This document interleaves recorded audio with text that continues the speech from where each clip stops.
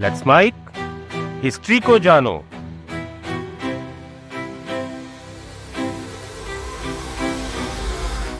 1947 में जब देश का विभाजन हुआ तो इसका सबसे बड़ा दंश एक अकेले राज्य ने झेला।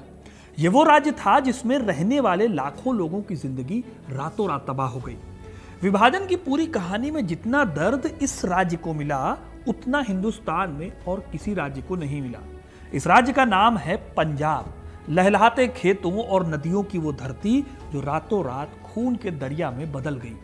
सदियों से अपनी जमीन पर रहने वाले पंजाब के लोगों को एक दिन अचानक ही एक कागज के टुकड़े पर खींची लकीर से बांट दिया गया। जी हां, यह कहानी है पंजाब के विभाजन की। एक ओर 1947 में देश की आजादी का जश्न मनाया जा रहा था, तो दूसरी तरफ पंजाब में लोग अपनों को खोने का, घर बार को छोड़ने का मातम मना रहे थे। उनकी आंखों के आगे स्याह अंधेरा था कि उनका और उनकी फैमिली का फ्यूचर क्या होने वाला है। देखने में यह विभाजन नक्शे पर खींची गई एक लकीर सी थी, लेकिन असल में यह एक सभ्यता का भी विभाजन था। इतिहासकार रामचंद्र गुहा अपनी किताब इंडिया आफ्टर गांधी में लिखते हैं, भारत का विभाजन, खास तौर पर पंजाब का विभाजन, एक ह्यूमन ट्रेजेडी का ऐसा पैमाना था जिसे पहले कभी नहीं देखा गया था। यह एक ऐसी घटना थी जिसने न केवल दो नए राष्ट्रों की नींव रखी, बल्कि लाखों लोगों के मानस पटल पर गहरी और अमिट छाप छोड़ दी। आज मैं आपको इसी दर्दनाक कहानी से रूबरू कराऊंगा। आखिर क्यों हुआ था पंजाब का विभाजन और इसका असली जिम्मेदार था कौन? तो इस वीडियो को अंत तक जरूर देखिएगा, क्योंकि अपना इतिहास नहीं जानोगे तो खुद को कैसे पहचानोगे। दोस्तों, पंजाब का विभाजन कोई एक रात में होने वाली घटना नहीं थी। इसकी जड़ें लंबे टाइम से इंडियन सबकॉन्टिनेंट में हो रही सोशल, पॉलिटिकल और रिलीजियस घटनाओं से जुड़ी हुई थी। ये प्रोसेस धीरे धीरे डेवलप हुआ और इसमें कई हिस्टोरिकल घटनाओं के साथ सोशल जो चेंजेस थे उनका भी अपना रोल था। 18वीं सदी में मुगल साम्राज्य का पतन होना शुरू हुआ। इसके बाद पंजाब के एक क्षेत्र में एक गैप आया। इसी गैप को भरने का काम किया महाराजा रणजीत सिंह ने। उन्होंने 1799 में लाहौर पर अधिकार किया और एक स्वतंत्र सिख साम्राज्य की स्थापना की। उनके शासनकाल में हिंदू, मुस्लिम और सिख तीनों ही धर्मों के लोगों को सिख दरबार में काफी अच्छे पद मिलते थे। हालांकि महाराजा रणजीत सिंह की मृत्यु के बाद अंग्रेजों ने सिख साम्राज्य को घेरना शुरू कर दिया और 1849 में ईस्ट इंडिया कंपनी द्वारा पूरे पंजाब पर कब्जा हो गया। पंजाब पर कब्जे के बाद अंग्रेजों ने यहाँ पर अपने स्तर पर सोशियो कल्चरल बदलाव शुरू किए। उन्होंने डिवाइड एंड रूल की पॉलिसी अपनाई, जिसके तहत समाज को धार्मिक आधार पर बांटने की कोशिश की गई। साल 1882 में उन्होंने हंटर एजुकेशन कमीशन की एजुकेशनल पॉलिसीज लागू की। इससे इंग्लिश एजुकेशन में हायर कास्ट के हिंदुओं को फायदा मिला और पिछड़ी जातियों और मुस्लिम्स ये सभी पढ़ाई लिखाई में पिछड़ते चले गए। इस तरह से पंजाब में रहने वाले लोगों के बीच में एक सोसाइटल गैप बनता चला गया, दूरियां बनती चली गई और लोग इससे बट गए। लेकिन ये बंटवारे के लिए अकेली बात नहीं थी। हमारी देसी राजनीति भी धीरे धीरे बदल रही थी। 20वीं सदी की शुरुआत में यानी 1900 के बाद भारत में राष्ट्रवाद तेजी से उभर रहा था। ठीक इसी माहौल में 1906 में मुस्लिम अधिकारों के लिए लड़ने के लिए मुस्लिम लीग की स्थापना हुई।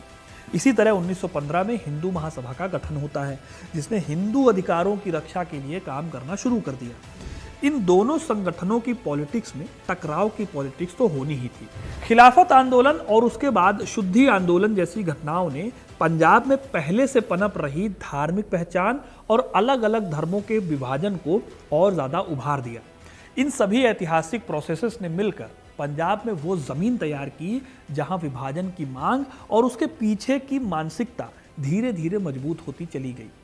ब्रिटिश शासन द्वारा लागू नीतियां, जमीनी असंतुलन और धार्मिक पहचान की राजनीति, इन सभी ने मिलकर एक ऐसा माहौल तैयार किया जिसमें 1947 का विभाजन एक भयानक सामाजिक त्रासदी के रूप में सामने आया। इतिहासकार विपिन चंद्रा अपनी किताब भारत का स्वतंत्रता संघर्ष, इसमें लिखते हैं वो कि ब्रिटिश सरकार ने सांप्रदायिकता को राष्ट्रीय आंदोलन को कमजोर करने के लिए एक उपकरण, इंस्ट्रूमेंट के रूप में इस्तेमाल किया। सेपरेट इलेक्टोरेट की शुरुआत, इसका आप एक एग्जाम्पल समझ सकते हैं, जिसमें मुस्लिम्स को धार्मिक पहचान के आधार पर वोट डालने का अधिकार मिला। इस तरह के कदमों ने पंजाब पर काफी असर डाला। पंजाब में मुस्लिम्स बहुसंख्यक थे, लेकिन आर्थिक रूप से हिंदू और सिख समुदाय ज़्यादा इंपॉर्टेंट थे। इस तरह पंजाब की प्रॉब्लम काफ़ी ज़्यादा कॉम्प्लेक्स होती जा रही थी। 1930 और 1940 के दशक तक आते आते मुस्लिम लीग का झुकाव होने लगा था पाकिस्तान की मांग की ओर और कांग्रेस इस बंटवारे के खिलाफ थी। टकराव की इस राजनीति में पंजाब के लोगों पर खतरा मंडराने लगा, क्योंकि यहाँ पर मुस्लिम आबादी करीब 53% थी, तो वहीं हिंदू और सिख आबादी कुल मिलाकर 45% थी। 2% में बाकी सभी धर्मों के लोग आते थे, जैसे कि ईसाई वगैरह। इसीलिए पाकिस्तान की मांग का असर पंजाब पर होना बिल्कुल तय था। यहाँ के सभी कम्युनिटीज अपने अपने फ्यूचर को लेकर परेशान थी। इसी बीच में एक और घटना हुई, एक इंडिपेंडेंट सिख राज्य की मांग। आपको पता ही है कि आज तक कुछ लोग सिख राज्य यानी खालिस्तान की मांग करते रहते हैं। समय समय पर आपने न्यूज़ में ये सारी बातें सुनी होंगी। लेकिन उस समय पर यानी आज़ादी के टाइम पर मास्टर तारा सिंह, बलदेव सिंह और गुरबख्श सिंह प्रीतलड़ी जैसे नेता जो थे, उन्होंने एक आज़ाद सिख राज्य या सिखिस्तान की मांग उठाई। वैसे तो ये मांग 1940 के दशक की शुरुआत से ही चल रही थी, लेकिन 1946-47 के बीच में इसे ज़्यादा इंपॉर्टेंस मिली। ऐसा इसलिए क्योंकि उस टाइम पर सिखों को ये लगने लगा था कि पार्टीशन की कंडीशन में सिखों को किसी न किसी तरह से या तो भारत में निगल लिया जाएगा या पाकिस्तान में कुचल दिया जाएगा। ब्रिटिश सरकार के क्रिप्स मिशन और कैबिनेट मिशन प्लान में भी सिखों की कंडीशन को लेकर अलग से डिस्कशन हुआ, लेकिन उन्हें कभी एक अलग स्वतंत्र राष्ट्र बनाने का आश्वासन नहीं दिया गया। अब दोस्तों, सिख ना तो मुस्लिम बहुमत वाले पाकिस्तान में शामिल होना चाहते थे और ना ही हिंदू बहुमत वाले भारत में अपनी जो आइडेंटिटी है उसको खोना चाहते थे। इन सभी हालात में पंजाब का एरिया बहुत ही ज़्यादा सेंसिटिव बन गया। ये बारूद के एक ढेर पर बैठा हुआ पंजाब था और किसी भी वक्त हिंसा की आग में जल सकता था। आगे जाकर इस बारूद में आग लगाने का काम किया माउंटबेटन प्लान ने। 3 जून 1947 को लॉर्ड माउंटबेटन ने भारत के विभाजन की घोषणा की। इस योजना के तहत भारत को 2 हिस्सों यानी भारत और पाकिस्तान में बांटा जाता। पंजाब और बंगाल जैसे जो प्रोविंसेस थे, उनका विभाजन उनकी मुस्लिम और गैर मुस्लिम बहुसंख्यक आबादी के आधार पर किया जाना था। अब इस तरह का पार्टीशन होना था, ये लगभग सबको पता था, ये कोई अनजानी बात नहीं थी। लेकिन इसके बाद जो हुआ वो बहुत ही ज़्यादा चौंकाने वाला था, जिसने पंजाब को आग के और करीब ला दिया। दरअसल पंजाब और बंगाल के बॉर्डर को तय करने का काम एक ऐसे शख्स को दिया गया जिसका भारत से कोई लेना देना नहीं था। इनफैक्ट वो इससे पहले कभी भी भारत आए भी नहीं थे। इनका नाम था सर सिरिल रेडक्लिफ। ये एक ब्रिटिश एडवोकेट थे जिन्हें माउंटबेटन ने स्पेशल रिक्वेस्ट से भारत बुलाया था। रेडक्लिफ को इंडिया के कल्चर, ज्योग्राफी और डेमोग्राफी इन सब का कोई अंदाज़ा नहीं था। उन्हें केवल कुछ पुराने नक्शे, जनसंख्या के आंकड़े और बहुत ही कम इंफॉर्मेशन दी गई थी। सबसे बड़ी बात यह थी कि इस काम के लिए उन्हें सिर्फ 5 हफ्ते यानी कि 35 दिनों के आसपास का टाइम मिला था। इतिहासकार डोमिनिक लैपियर और लैरी कॉलिंस ने अपनी किताब फ्रीडम एट मिडनाइट में लिखा है, एक व्यक्ति जिसने भारत में कभी एक दिन नहीं बिताया था, उसे एक पेंसिल और एक मैप दे दिया गया और कहा कि वो एक सभ्यता को 2 हिस्सों में काट दे। अब 5 हफ्तों में ये लाइन कैसे खींची गई होगी, इसका अंदाजा आप खुद लगा सकते हैं। इस लाइन को खींचने में कोई ह्यूमैनिटेरियन या साइंटिफिक मेथड ग्राउंड का इस्तेमाल नहीं किया गया। इस लाइन ने गांवों को, खेतों को, घरों को, यहाँ तक कि एक ही परिवार के लोगों को बीच से काट दिया। जहाँ कुछ तरफ लोग थे जो अपने घर में सेफ फील कर रहे थे, वहीं उनके कुछ पड़ोसी थे जो रातों रात एक दूसरे देश के नागरिक बन गए, जिसकी उन्होंने कभी कल्पना भी नहीं की थी। सिख समुदाय के लिए यह खास तौर से विनाशकारी था, क्योंकि उनकी पवित्र जगहें और उनकी एग्रीकल्चरल लैंड जो सदियों से उनकी पहचान का हिस्सा थी, अब वो 2 अलग अलग देशों में बट गई। एग्जाम्पल के लिए आप देखिए, गुरदासपुर जिले पर बहुत ज़्यादा डिबेट हुई थी, क्योंकि ये जिला भारत के लिए स्ट्रेटेजिकली काफ़ी ज़रूरी था। बहुत बाद में काफ़ी दिक्कतों के बाद इस जिले को भारत को दिया गया, जिससे जम्मू कश्मीर तक इंडिया की पहुंच पॉसिबल हो पाई। बिना इस जिले के आप कश्मीर जाने की सोच नहीं सकते। ऐसे ही सिखों के लिए भी ये पार्टीशन बहुत बड़ा झटका था। उनके धार्मिक स्थलों का एक बहुत बड़ा हिस्सा पाकिस्तान में चला गया। खास तौर पर ननकाना साहिब, पंजा साहिब और करतारपुर साहिब, ये सब पाकिस्तान में चले गए। इसके साथ ही पंजाब की बेहद उपजाऊ ज़मीन भी पाकिस्तान के हिस्से में चली गई। रेडक्लिफ ने बाद में खुद एक्सेप्ट किया था कि उन्हें एक रात पहले तक नहीं पता था कि लाहौर भारत में रहेगा या पाकिस्तान में रहेगा। यही वजह है कि जैसे ही 17 अगस्त 1947 को रेडक्लिफ लाइन की घोषणा हुई, पूरे पंजाब में अराजकता फैल गई। हजारों गांवों में हिंसा भड़क उठी, लोग हजारों साल पुराने घर छोड़कर जान बचाने के लिए दौड़ पड़े। रेडक्लिफ लाइन की डिक्लेरेशन ने पंजाब को लिटरली नरक में बदल दिया। यहां ऐसी कम्युनल वायलेंस हुई जिसने इंसानियत को शर्मसार कर दिया। मुस्लिम इलाकों से सिखों और हिंदुओं का माइग्रेशन स्टार्ट हुआ, तो वहीं हिंदू और सिख इलाकों से मुसलमान घर छोड़ने को मजबूर हुए। इन सभी का पलायन अपने आप में बहुत ज़्यादा डरावना था, क्योंकि ये पलायन से ज़्यादा एक दौड़ थी, जान बचाने की दौड़, अपनी बहन बेटियों की इज्जत बचाने की दौड़ और कुछ भी करके अपने आप को जिंदा रखने की दौड़। अगर आप फ्रीडम एट मिडनाइट को पढ़ें तो पता चलेगा कि जैसे अभी हाल ही में आतंकियों ने पैंट उतरवा कर धर्म पूछा और उसके बाद हत्याएं की, वैसे ही उस दौर में पंजाब में भी हुआ था। मुस्लिम इलाकों में पैंट उतारने वालों की जान तभी बचती थी जब उसने खतना करा रखा हो। हिंदू इलाकों में उसी आदमी की जान जाती थी जिसने खतना करा रखा हो। इस दौरान गांव के गांव जला दिए गए, मस्जिदें तोड़ी गई, गुरुद्वारे तोड़े गए, हजारों लोगों को उनके ही खेतों में मौत के घाट उतार दिया गया। ट्रेनों में इंसान नहीं, लाशें जा रही थी। ये ट्रेनें अमृतसर, लाहौर और दिल्ली जैसे रूट पर आती थी और इनमें बैठा हर शख्स या तो मारा जा चुका होता था या फिर अपनी आखिरी सांसें गिन रहा होता था। ना जाने कितनी महिलाओं के साथ इस दौरान हुए। हजारों लोगों को अगवा कर लिया गया, बच्चे, बूढ़े, किसी को भी बख्शा नहीं गया। अगर आप सोच रहे हैं कि किसी एक कम्युनिटी ने इतनी हिंसा की, तो आप पूरी तरह से गलत हैं। इस हिंसा में हत्यारे और जिसकी हत्या हुई उनके बीच धर्म का अंतर नहीं रह गया था। हर तरफ से हुई इस हिंसा में सिख, हिंदू और मुस्लिम तीनों समुदायों ने बदले की आग में एक दूसरे को कुचल कर रख दिया। इतिहासकार स्टैनली वॉलपोर्ट अपनी किताब जिन्ना ऑफ पाकिस्तान में लिखते हैं कि भारत और पाकिस्तान का जन्म खून और आग से हुआ था। पंजाब में हुई हिंसा का स्तर उनकी नज़र में कल्पना से परे था। वॉलपोर्ट का मानना था कि एक ऐसी ट्रेजेडी थी जिसे कागजों में लिखा ही नहीं जा सकता था। लाखों लोगों का पर्सनल लॉस थी ये ट्रेजेडी, जिसे लिख पाना मुश्किल था। ऑफिशियल रिकॉर्ड्स बताते हैं कि भारत पाकिस्तान विभाजन के दौरान 1.4 करोड़ लोग विस्थापित हुए।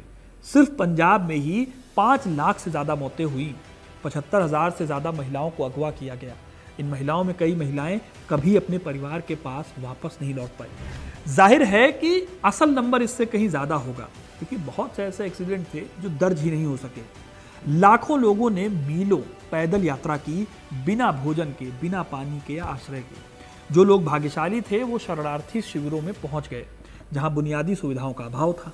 इन शिविरों में भी बीमारियां थी, भूखमरी थी, ये सब बहुत आम थी। अनगिनत बच्चे अपने माता पिता से बिछड़ गए और परिवारों को हमेशा के लिए तोड़ दिया गया। अब अगर आप सोचो तो ये सिर्फ और सिर्फ पॉलिटिकल बॉर्डर बनाना नहीं था, ये एक सभ्यता का विच्छेद था, जहां सदियों से साथ रहने वाले लोग एक दूसरे के खून के प्यासे हो गए थे। इतिहासकार इयान टैलबोट और यास्मीन खान लिखते हैं कि यह सब अचानक नहीं हुआ, यह नतीजा था सालों की नफरत, अफवाहों और ब्रिटिश एडमिनिस्ट्रेशन की लापरवाही का। जब ब्रिटिश सरकार ने 15 अगस्त की तारीख तय की, तब तक जमीनी स्तर पर कोई ठोस अरेंजमेंट नहीं किया गया। न पुलिस की तैयारी थी, न मिलिट्री की तैनाती थी, ना ही विस्थापितों के लिए कोई ठोस योजना थी। भारत और पाकिस्तान दोनों देशों के नेताओं ने हालात को काफी कम करके आंका। यही वजह है कि इस विभाजन के चलते सदियों से एक साथ रहने वाले लोग एक दूसरे की जान लेने को उतारू हो गए। ये विभाजन इतना दर्दनाक था कि आज भी इस त्रासदी की यादें पंजाब के लोगों के दिलों में ताज़ा है। दिल्ली में आपको कई बुजुर्ग मिल जाएंगे जो बचपन में अपना सब कुछ छोड़कर मजबूरी में दिल्ली के आसपास बने रेफ्यूजी कैंप में रहने को मजबूर थे। आज से 5 साल पहले मैं दिल्ली यूनिवर्सिटी के कैंप के पास एक बुजुर्ग शख्स से मिला था, जिन्होंने बताया था कि वो अकेले ही दिल्ली आए थे। उनका पूरा परिवार हिंसा में मार दिया गया था। इस तरह की लाखों कहानियां आपको अमृतसर के पार्टीशन म्यूजियम में मिल जाएंगी। वहां रखी चिट्ठियां, टूटी हुई चूड़ियां, सूखे हुए आंसू और लहू से सनी यादें हमें बताती हैं कि आज़ादी की असली कीमत असल में थी क्या। असल में पंजाब का ये विभाजन सबसे ज़्यादा भयानक था सिखों के लिए, क्योंकि उनके लिए ये एक आइडेंटिटी क्राइसिस की सिचुएशन थी। वो ना तो हिंदू थे ना मुसलमान थे। उन्हें लगा कि उन्हें ब्रिटिश सरकार, कांग्रेस और मुस्लिम लीग तीनों ने धोखा दिया है। वो एक इंडिपेंडेंट सिख स्टेट की उम्मीद कर रहे थे, या कम से कम एक ऐसे समझौते की उम्मीद कर रहे थे जिससे उनकी सिख आइडेंटिटी सेफ रहे। लेकिन विभाजन ने उन्हें असल में अल्पसंख्यक बना दिया, पहले पाकिस्तान में और फिर भारत में, जहां पर उन्हें लगा कि उनकी आवाज़ शायद सुनी नहीं जाएगी। खैर, जब विभाजन हो गया तो उसके बाद पंजाब, फिर चाहे वो पाकिस्तान का पंजाब हो या हिंदुस्तान का पंजाब, दोनों जगहों पर कई अलग अलग चैलेंजेस झेलने पड़े। पहला चैलेंज तो यही था कि एक नए देश में आए इन विस्थापित लोगों को बसाया कैसे जाए। भारत को पूर्वी पंजाब में आए लाखों शरणार्थियों को घर, खाना और रोजगार देने का चैलेंज था, जिससे कि वो विभाजन के दंश के साथ नए सिरे से लाइफ को शुरू कर सके। ये बहुत मुश्किल काम था, जिसके चलते कई साल तक कई सारे रेफ्यूजी लोग कैंप में ही रहने को मजबूर रहे। सरकार ने उन्हें ज़मीन देने की कोशिश की, लेकिन अक्सर वो ज़मीनें उतनी फर्टाइल नहीं थी जितनी वो पीछे अपनी विरासत में छोड़ आए थे। यही वजह है कि ज़्यादातर रेफ्यूजी लोगों को नए बिजनेसेस में ढलना पड़ा, व्यवसायों में ढलना पड़ा और एक नए सोशल स्ट्रक्चर में घुलना पड़ा।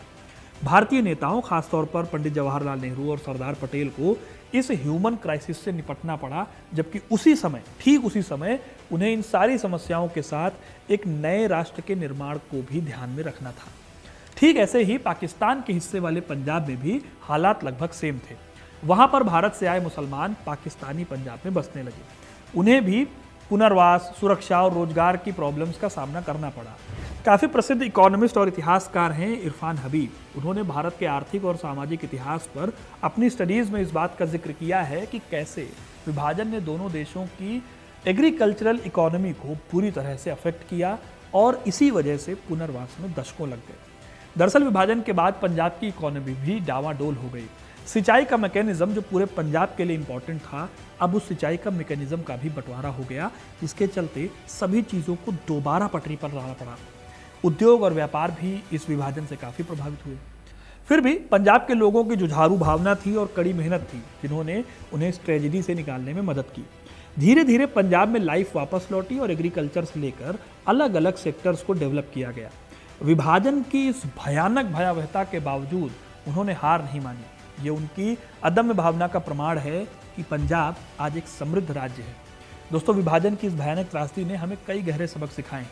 सबसे पहला सबक तो ये है कि जब राजनीति धर्म के नाम पर लोगों को बांटने लगती है तो उसका नतीजा सिर्फ हिंसा और बर्बादी होता है।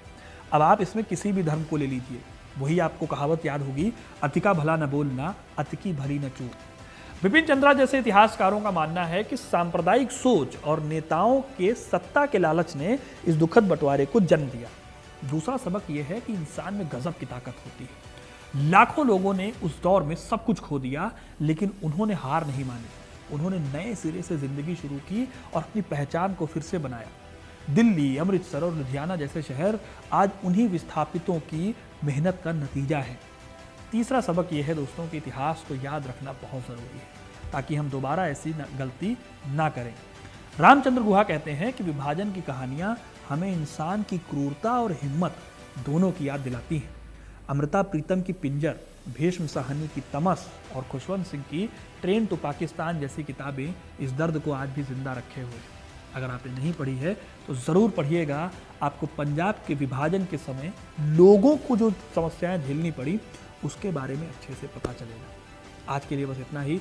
अगर ये वीडियो पसंद आया है, अगर आपको पंजाब के इतिहास की ये बात नहीं पता थी, तो इस वीडियो को लाइक कीजिए, ज़्यादा से ज़्यादा शेयर कीजिए, ताकि लोगों को ये पता चले कि पंजाब के लोगों ने आखिर विभाजन के दौर में कितना कुछ झेला।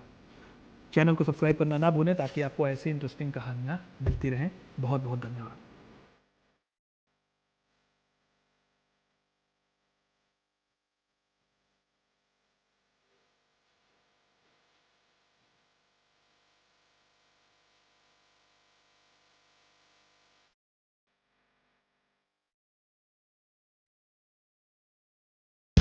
आप सुन रहे थे let's mind modern radio. Follow कीजिए हमें हमारे सोशल मीडिया प्लेटफॉर्म्स पर।